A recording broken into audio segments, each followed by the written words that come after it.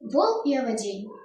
Гарачым летнім днём вол з ворыва вяртаўся, напрацаваўся, аж хістаўся.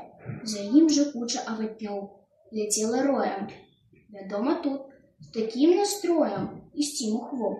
Глядзеў сярдзіта навакол, махаў хвастом, круціў рагамі і біў па чэраве нагамі. «А, сябар, добрый дзень!» — сказаў лісціва авадзень, усеўшыся валу на спіну.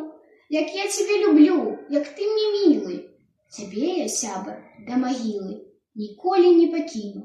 Я ўсюды за цябе пайду, у агонь і ў нетру і ў ваду. Цяпер жа вось да стойла давяду. Але чаму такі ты злосны? Адстань, пракляты крывапісец, і без цябе мне млосна. Цябе ж я ведаю, паршывец!» — сказаў сярдзіта вол у адказ.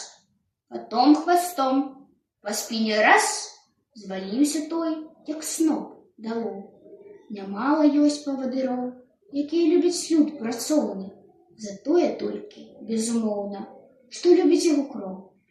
Прамоўты здрадніцкіх урачыстых даволі чулі мы ад фашыстаў, але яны даждуцца дня змахнуць іх, як авадня.